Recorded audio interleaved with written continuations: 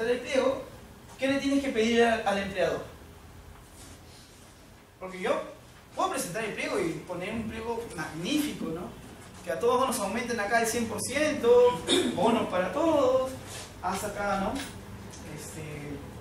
Un espacio para las cunas para los hijos, y cuando ves el pliego, sale como 2 millones de soles y obviamente la empresa no te lo va, ¿no? No te va a dar. Entonces lo que tú tienes que pedir, el balance. Claro, el balance económico. Y eso es muy importante, porque con un balance económico, ¿tú qué vas a decir?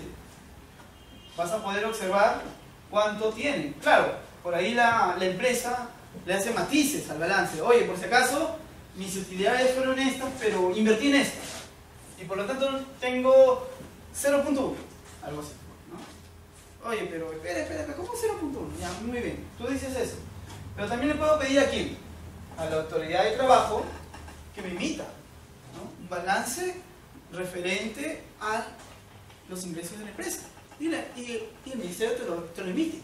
Claro, por ahí he visto que algunas empresas quieren apelar eso. Un momento, eso no es apelable. Eso no es apelable, no es un acto administrativo. Es una opinión de una autoridad, y las opiniones de las autoridades dentro del derecho administrativo no son apelables. ¿Sí? Claro. Ellos, ¿cómo hicieron el balance? Con las declaraciones juradas, ¿no? Ante los registros, ante SUNAT, ante los ingresos, y ellos hacen también un balance que se lo remiten ¿a quién? Al empleador. Mayormente este balance lo solicitan cuando ya están en una etapa de conciliación, ¿sí? Para que el ministerio tenga ya, ¿no? Estar viendo, ya estar observando los temas económicos.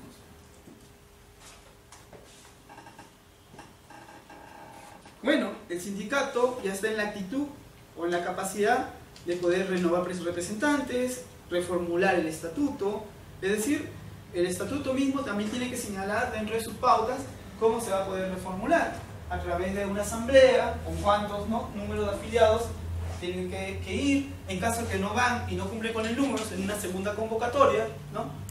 Tendría que conformarse la modificatoria.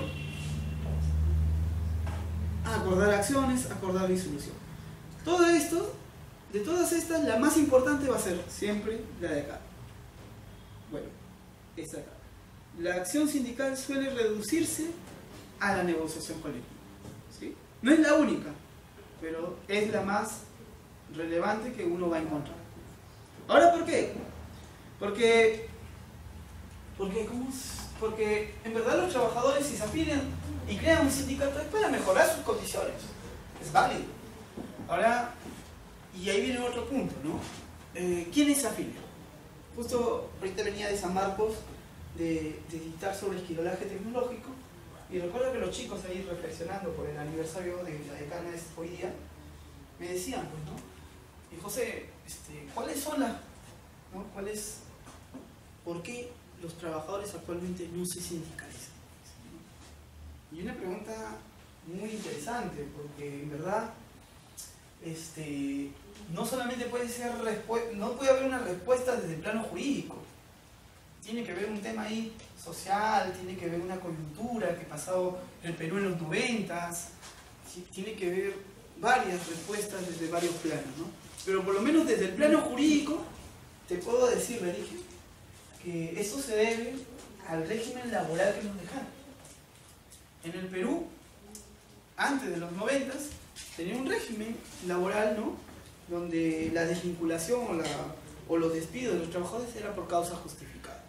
Llegamos a los 90, golpe de Estado en el 92, disculpen, cambian las reglas de juego y el empleador podía desvincular en cualquier momento al trabajador, ¿sí? O sea, ¿qué es lo único que tenía derecho el trabajador? Plata, nada más. Oye, ¿quieres constituir tu sindicato? Lo lamento. Muy chévere que quieras constituir tu sindicato, pero estás despedido. ¿Por qué? Porque me dio la gana. Toma tu plata. Y listo, era una forma. Solamente tenían derecho a reposición aquellos que estaban en el supuesto de despido, ¿no? O sea, por vulneración a la libertad sindical, discriminación, ¿no? A los representantes por el fuero sindical. Entonces, solamente ellos tenían derecho a ser repuestos. Los demás, oye, yo soy una afiliada al sindicato. Ah, te afiliaste, lo siento, pues te vas. Entonces, esos supuestos lo que generaron que fueron que muchas personas vieran esa realidad y dijeran que, escucha, si yo me afilio me votan, pues, ¿no? Es razonable que no me afilie. ¿Y quiénes se van a afiliar? Los indeterminados, pues. Porque ellos tienen estabilidad. A mí no me puedes votar, por más que quieras. Me tienes que buscar una causa justificada.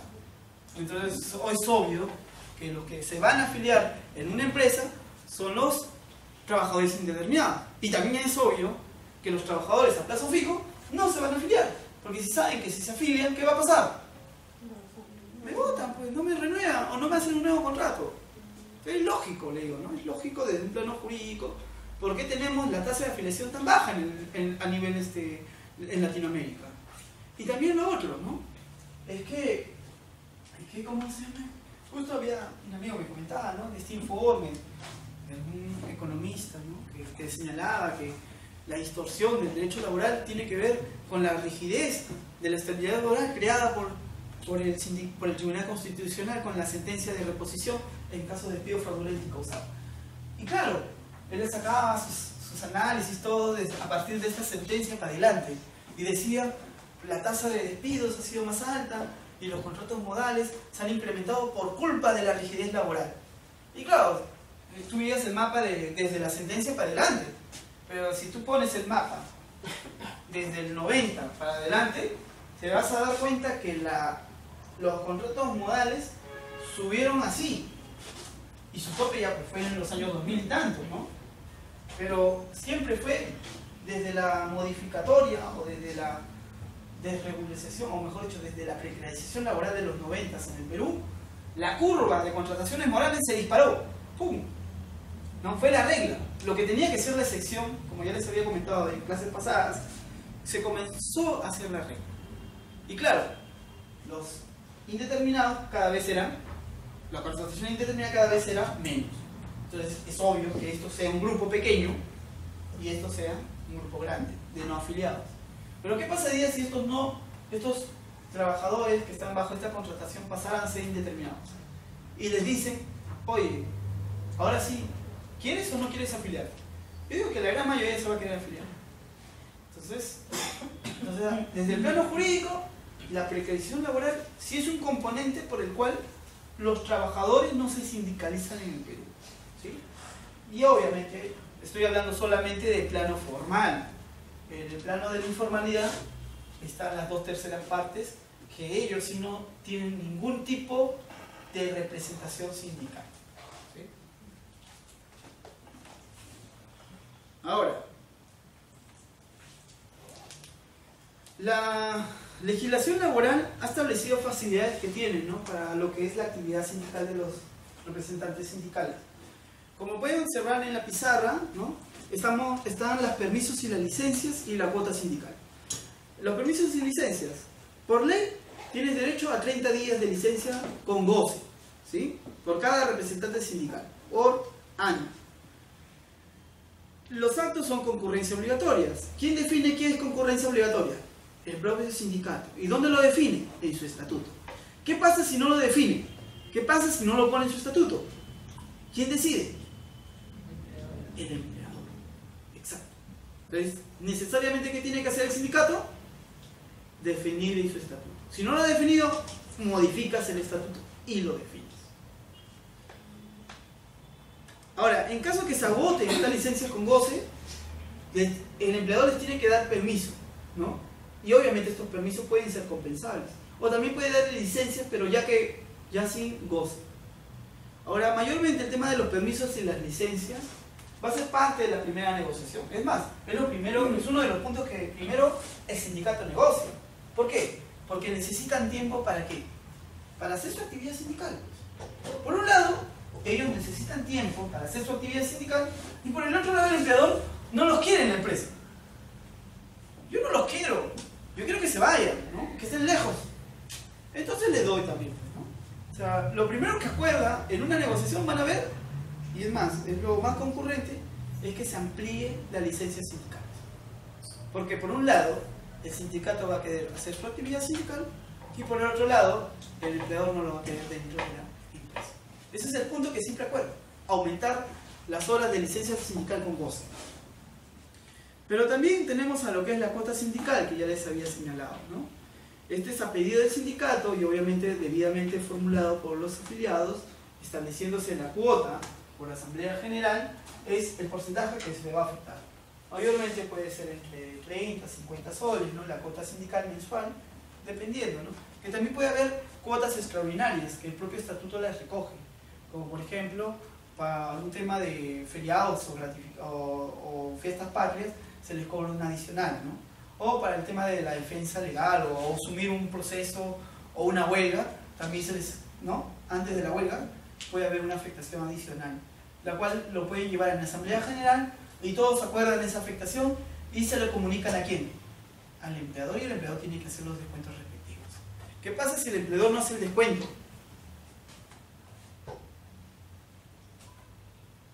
¿Qué pasaría? Yo le mando la ficha y el empleador dice, no quiero descontar, y no lo descuento.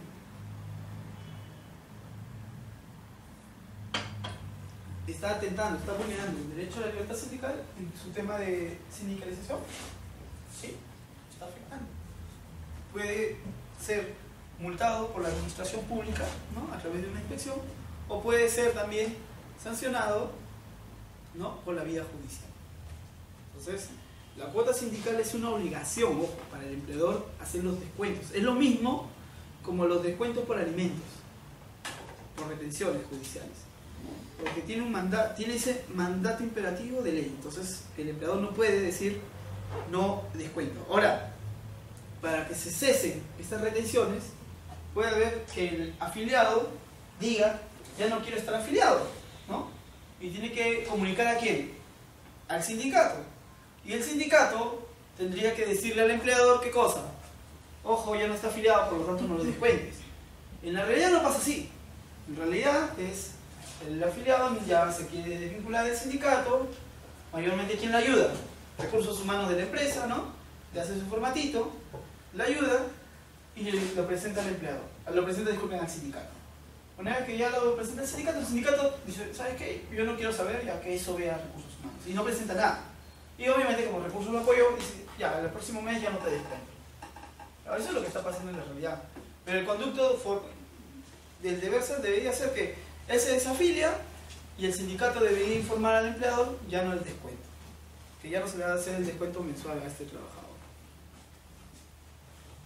Otras facilidades que deben dar.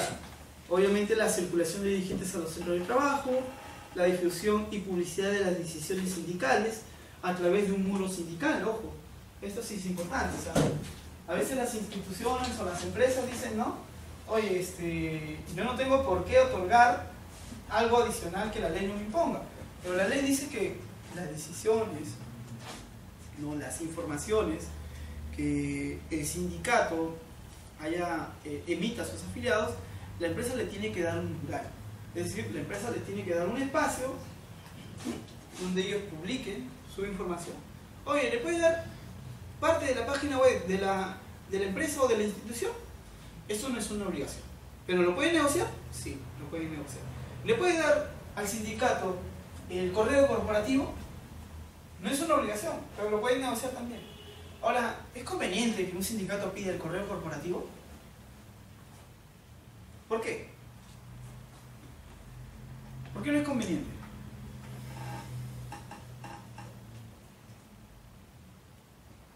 Por ejemplo, si a mí me pides el correo corporativo y tú eres sindicato, yo te lo doy. Toma, te lo doy. Y te lo pongo como punto de convenio. ¿Por qué crees que te lo daría? ¿Quién tiene el dominio de esos correos? ¿Quién puede ver tus conversaciones? Claro, yo no te lo voy a decir, pero los puedo ver. Entonces, ¿le conviene a un sindicato tener un correo institucional con dominio de pago de la empresa? Yo considero que no. Pero he visto que algunos lo piden. ¿Por qué? Porque puede ser que la empresa aproveche eso para ver qué es lo que están viendo, qué es lo que están haciendo. Entonces, yo no recomendaría a un sindicato negociar eso.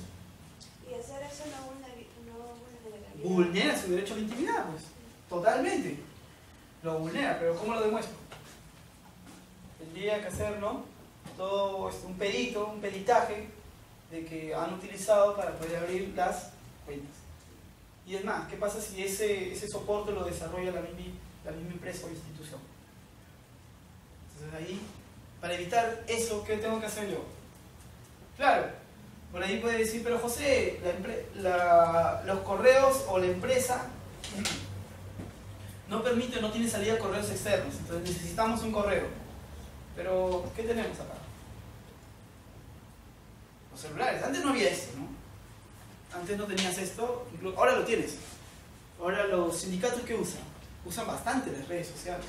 Tienen su página de Facebook, tienen su Instagram, no sé por qué, tienen su WhatsApp, ¿no? Su WhatsApp sindical, tienen su página, ¿no?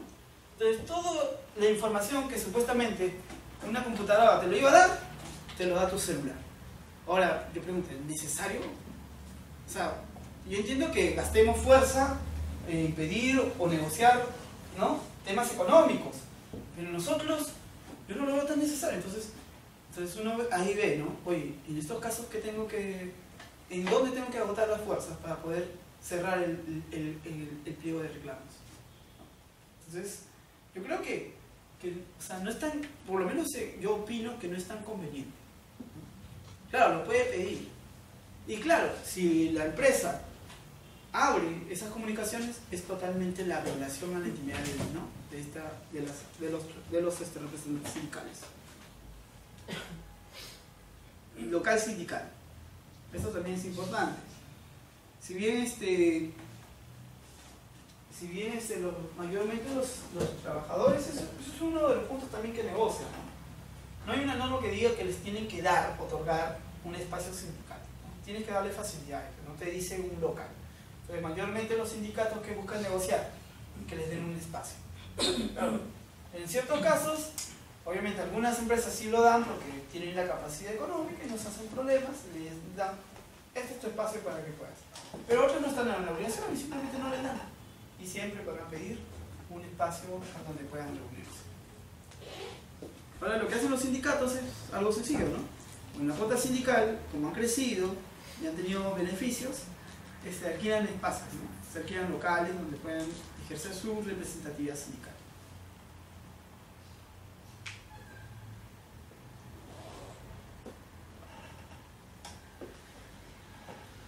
Negociación colectiva.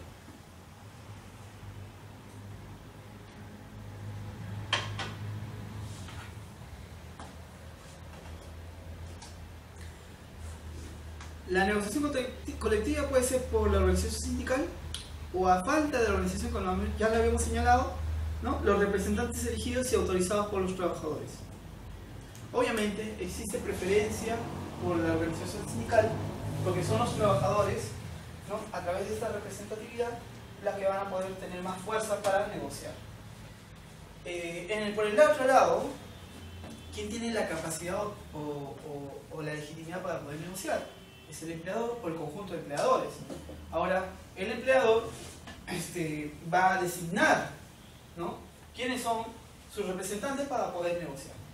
Y esos representantes tienen que negociar de buena fe, de manera, ¿no?, directa. Y por el otro lado, los trabajadores también tienen que señalar quiénes son sus representantes para negociar. Entonces ellos van a hacer una asamblea y en esta asamblea general se va a decidir quiénes son. Mayormente son los mismos, ¿no?, los mismos dirigentes, o sea, uno o dos, y por ahí jalan a alguien más, ¿no?, para que pueda participar. Entonces, dependiendo también del número de trabajadores, del número de afiliados, vamos a tener también el número de representantes en la mesa negociadora. Bueno, cuando no existe un sindicato, son los delegados electos por mayoría de los trabajadores los que van a negociar. Cuando existe un sindicato mayoritario, ojo, cuando existe un sindicato mayoritario, ellos negocian por los afiliados, por sus afiliados y también por los no afiliados. Cuando existe un sindicato minoritario, solamente negocia por sus afiliados. Cuando existe más de un sindicato, el sindicato mayoritario negocia por todos, por los afiliados, a los otros sindicatos y por los no afiliados. Cuando es minoritario, cada uno negocia por su sindicato. Y cuando todos son minoritarios, disculpe, todos minoritarios pero se unen, cuando todos son minoritarios pero se unen, negocian por todos. Cuando todos los minoritarios pero no se unen, disculpe, cuando no se unen, cada uno negocia por sus afiliados. Ahora, les pregunto, tenemos un sindicato minoritario. La regla es que el sindicato minoritario negocie ¿para qué? Para sí mismo, ¿no? Cuando es un sindicato mayoritario, el sindicato mayoritario negocia para los otros sindicatos si que los hubieran, incluso para los no afiliados. Esa es la regla del Perú. O sea, ¿qué pasaría? Y les pongo un ejemplo. Y me van a decir, bueno, más que un ejemplo, les quiero poner un caso y me van a decir cómo van a razonar. ¿Qué pasaría si tenemos dos sindicatos en la empresa? ¿Sí? Estos dos sindicatos que van a negociar, tenemos un sindicato mayoritario y un sindicato minoritario. Y el sindicato mayoritario ya se sentó al negociar. Y viene el sindicato minoritario y te dice, yo también quiero negociar. Tú como empleador, ¿qué le tienes que decir a los sindicatos? ¿Con quién te sentarías a negociar? Bueno, yo me sentaría a negociar algo como empresa, ¿no? O sea, yo primero, pienso que me reuniría con ambos sindicatos, ¿verdad? Y propondría como una especie de referéndum interno. ¿Ya? ¿Verdad? Que ese referéndum interno determine a todos los trabajadores con cuál sindicato quieren trabajar, ¿verdad? Y luego de que se realice esa acción, entonces va a terminar un solo sindicato que va a ser con el que yo me voy a sentar a negociar como empresa. Perfecto. Es lo que yo propondría, ¿no? No sé. ¿Está bien? Razono de esa forma. A mí me parece válida esa forma. Claro, los sindicatos te van a decir, ¿a mí qué me dices? Yo quiero negociar contigo, ¿no? O sea, pero no tiene que estar, tendría que estar reconocido por la autoridad administrativa de trabajo, los dos sindicatos. no, pone que ya están, por eso decía, claro, por eso les digo, o sea, el tema del minoritario y minoritario, la autoridad de trabajo no constituye, no es constitutivo, solamente es como un reconocimiento de la formalidad para que el empleador sepa qué sindicatos son, ¿sí? Es decir, yo me constituyo como sindicato, yo ya con mi estatuto, ¿no? Con mi registro, con mi acta, yo ya soy sindicato. O sea, yo ya puedo hacer todas mis acciones ¿Cómo sindicales. sucedió esto en el caso de la educación con los dos sindicatos que existían? Por eso. Porque se sentó solamente con uno, Claro, con el otro no quería. por eso les decía, eso es lo que justo quiero llegar. Yo cuando me voy a la autoridad de trabajo, no es para que le digan, oye, me faltó este adicional para yo ser sindicato. No, yo ya soy sindicato. Si solamente voy, es para darle fe a quién, al empleador, que yo soy, estos son los dirigentes que han sido constituidos en este periodo para poder hacer sus acciones sindicales. ¿Sí? Claro, porque te mandan una resolución chiquita donde dicen Juan, Betito, Pedrito son los representantes A, B, C, D. ¿Sí? No te dice más. Claro, y tú vas y le dices al empleador, oye, por si acaso, te estoy presentando que nosotros somos legitimados para poder hacer nuestras actividades sindicales como sindicatos todos por el Perú. Entonces, pero ¿qué es lo que pasa cuando hay más de cuando hay más de un sindicato? Los dos han cumplido con la formalidad. Y pongamos, ¿no? Ahora, ¿qué pasa si el sindicato minoritario es el primero que va y dice, acá están mis pliegos, se adelantan? Tú como empresa constituyes, ¿no?, tu comisión negociadora y te presentas y dices, ya tuvimos la primera reunión. Pero a la par había otro sindicato minoritario que afilió varios, 1, 2, 3, 4, 5, 6, y ¡pum!, soy mayoritario, ¿no? Llegué a la cifra mayoritaria y presento mi pliego a la empresa y le digo, voy a negociar. ¿Qué pasa con la primera negociación? O mejor dicho, ¿qué pasa con la primera mesa que se había conformado? Su compañero dice, oye, ¿sabes qué, José? Yo los reúno a los dos y que me presenten un solo pliego, ¿no? Esa es me parece una solución perfecta, pero no te la van a aceptar. Los sindicatos van a decir, oye, bacán lo que tú me estás diciendo, pero yo quiero negociar por todos. Y el otro, yo quiero negociar por los míos. ¿Ahí qué vas a hacer? Absolutamente nada. Claro, pero por eso yo propongo, ¿verdad?, que se haga una especie de referéndum interno, porque puede suceder, claro, y por lo menos pasaba mucho allá. Había empresas que tenían dos sindicatos, ¿verdad? Pero por ejemplo, la empresa tenía 10 años negociando con el mismo sindicato y de ese mismo sindicato se desprende otro sindicato y trae nuevas propuestas que muchas veces son más atractivas para los trabajadores, porque en realidad lo que se negocia al final, la convención colectiva, son beneficios para los trabajadores. Entonces, son más atractivas para los trabajadores y al final cuando iba a un referéndum interno, entonces muchas veces salía como ganador el nuevo sindicato y al final ese era el que se sentaba a negociar con la empresa. Claro. Ahí viene justo lo que les quería decir, ¿no? En el Perú, la legislación lo que ha hecho es darle legitimidad para negociar al sindicato mayoritario. Ahora, ahí viene. El sindicato mayoritario le podría decir, oye, por si acaso yo soy el mayoritario. O sea, yo ya negocio por quiénes, según la legislación peruana. Por todos. Entonces, tu empleador, tienes a un mayoritario que dice negocia por todos y tienes a un minoritario que dice negocio por los míos. O sea, ¿a quién le vas a hacer caso? Al mayoritario. Claro, y el minoritario va a decir, oye, escucha, lo siento, pues, ¿no? Pero regla es regla, le vas a decir, ¿no? Pero ahí viene. El Tribunal Constitucional ha dicho, y ese sí es un punto muy importante señalar, ha dicho que también se puede vulnerar el derecho a la negociación colectiva si es que los sindicatos minoritarios no tienen cierta participación en la presentación o en el proyecto de pliego. Ahora, los sindicatos minoritarios con sindicatos mayoritarios podrían interponer un recurso de amparo si es que ninguno de sus, si no se tomaba en cuenta sus reivindicaciones por el sindicato mayoritario. ¿Por qué? Porque estaría atentando contra quién, contra contra las reivindicaciones que ellos desean. Claro, por ahí el sindicato me dice, no, pero yo una vez que cierre mis efectos te van a recortar. Sí, pero yo tenía también otros intereses o otros puntos también que quería que sean reivindicados. Entonces, lo que ha dicho el Tribunal de Justicia peruano es que los sindicatos minoritarios tienen que tener cierta representación. Y esta representación no se subsume solamente porque haya un sindicato mayoritario, sino que también tienen que tener cierta participación en ese proyecto de pliego que van a presentar ante la empresa. Claro, yo creo que ahí Venezuela ha dado un paso más adelante, ¿no?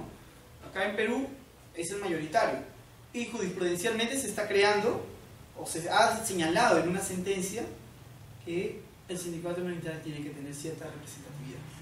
Ahora, ¿cómo es esa representatividad? No tenemos una norma legal que diga, esta es la fórmula, pero yo considero que puede ser de dos formas. Antes de presentar el pliego, es decir, cuando se está proponiendo qué es lo que se va a presentar el proyecto, con la comisión, conformada obviamente por el mayoritario y por el minoritario.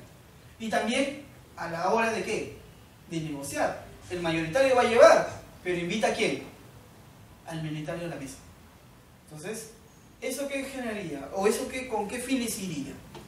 Con los fines de negociación libre y voluntaria y de buena fe, donde también ¿quién participa?